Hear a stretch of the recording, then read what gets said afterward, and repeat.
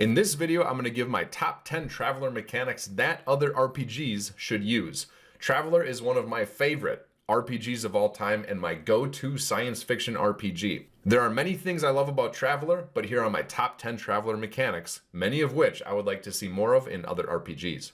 Number 10, lethality. A lot of RPGs are lethal, but Traveler approaches this with the fun thematic look that acts like a sliding scale of lethality. Traveler occurs in the far future, so it's filled with laser guns, laser swords, horrible orbital guns, and other deadly equipment. Getting into a firefight if you are unprepared is a surefire, quick way to die. However, there are worlds where the technology level is low. Maybe a medieval level technology or a Bronze Age level technology. If characters were to venture here, perhaps with space age armor, then the threat of death goes to near zero and, for a time, the characters have godlike power in comparison to the inhabitants of the world. It's a fun approach to lethality where the chance of death in many situations is high, but in the right situation can be almost zero. Number 9, tech levels. Speaking of Bronze Age level technology, my number 9 is technology levels. Each world in Traveler has a technology level. This reflects the type of items the world is able to manufacture and create on their own. If trading occurs on the world, there may be items of higher tech level available, but they would be found infrequently. One of the coolest parts of tech levels are the different designs that can be created in Traveler. Spaceships, vehicles, computers, these are all things that have in-game design mechanics that allow these items to be custom created. The only limitation, of course, being the tech level of where the characters are at, and of course, time and money. Number 8, unique gameplay rewards and penalties. Similar to Pendragon, Traveler offers unique gameplay rewards outside of treasure or items. Characters can get rewarded with patrons who offer them jobs, contacts to offload goods, allies to call for aid when needed, ship shares to cash in or save up for a ship. Even skills in Traveler are commoditized to an extent. On the opposite side of the coin, penalties are focused around gameplay as well. Traveler uses aging mechanics to lower physical stats of characters who age, as well as body-changing injuries when something critical happens to a character. The entire game is dripping in theme with gameplay-focused rewards and penalties, and I wish more RPGs would take this approach instead of a simple +1 or -1 numerical adjustment. Number 7, world generation. Being that Traveler is a science fiction game where much of the world will likely occur in space, it makes sense there would be rules for building planets and other worlds. Traveler delivers significantly in this area. There is an entire section devoted to world generation, including size, atmosphere, temperature, hydrographics, population, government, law level, culture, and aforementioned technology level. It's incredibly detailed, but at-a-glance comparisons are available with the wonderful UWP or Universal World Profile Code. Number 6, scientific logic. Kind of. Traveler is what would be called a hard sci-fi game, meaning science is the basis for a lot of mechanics. Except that it was designed in the 70s and 80s, and a lot of the scientific and technological aspects of the game, I'm looking at you computers, have not kept up with the times. So now it's viewed more as a retro-futuristic sci-fi game. Still, the core piece of most mechanics in the game have logic based in science or math. This means that players can solve problems using science and math. This type of gameplay isn't for everyone, but it's amazing for those who like it. It gives a whole new dimension to player skill that most other RPGs just don't have. Number 5, amazing D66 tables. A game as expansive as Traveler needs random tables, and it delivers in the form of really creative D66 tables. A D66 table is one set up to roll 2 6-sided dice with each corresponding die to a digit on the result. So a 36 is possible to roll with a 3 and a 6, while a 47 is not possible. Traveler has incredible space encounters, patron encounters, and random passenger tables, and of course a whole lot more. It's the type of rulebook that delivers random tables that I didn't know I needed, but once I saw them I realized that I should be including this aspect to the game. The one downside is that some D66 tables need a bit more detail around them, or the judge is doing a lot of heavy lifting during gameplay sessions.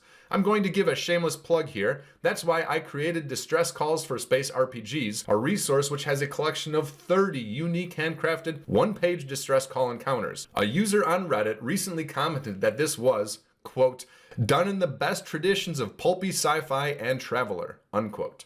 Check out the related video if you want to know more, and the link is in the comments below. Number 4, 40 years of content in a single universe.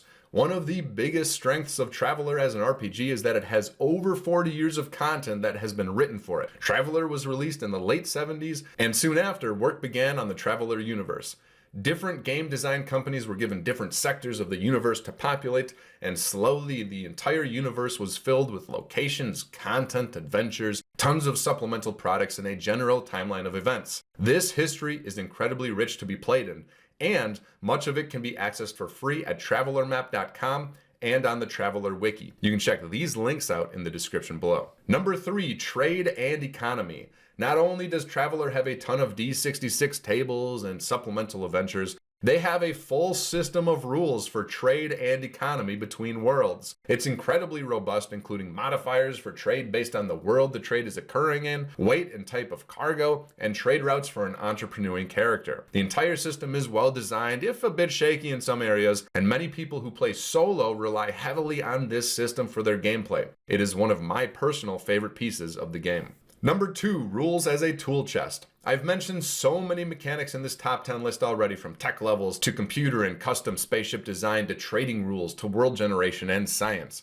One of the greatest parts of Traveler is that the rules were designed as a tool chest. When you sit down to play Traveler and read the rules, you can play with the parts that you want and ignore the rest. The game is incredibly resilient, and one part of the rules does not rely on any other part of the rules, generally speaking. I think oftentimes people are intimidated when they first look at the Traveler rulebook, and rightly so. But this is one of the greatest strengths of the rules. If you don't want to utilize, for example, the 3-step process to enter jump space with your spaceship, you don't have to. You can just hand wave that part away and get to the more exciting parts of the game for you. And that brings us to our number 1 Traveler mechanic, character creation. In most traditional RPGs, you design the backstory of your character through brainstorming and maybe a few random tables. Not in Traveler. The Traveler RPG has a full push your luck minigame based around character creation. You start by building a character and then selecting a career you want for your character. You make some rolls, and then you get to see if your character can enter into the career of their dreams. You get to, in real time, watch as your character succeeds or fails in their life goals and what the result of that is. Now, Traveler is infamously known for death during character creation. Yes, death is a possibility. However, this is a necessary mechanic. Character creation is built around a push your luck mechanism. The longer your character stays in character creation, the more skills and contacts and items and resources they are able to gain. If there was no threat of death or bodily harm, it wouldn't make sense to exit character creation and start actually playing the game of Traveler.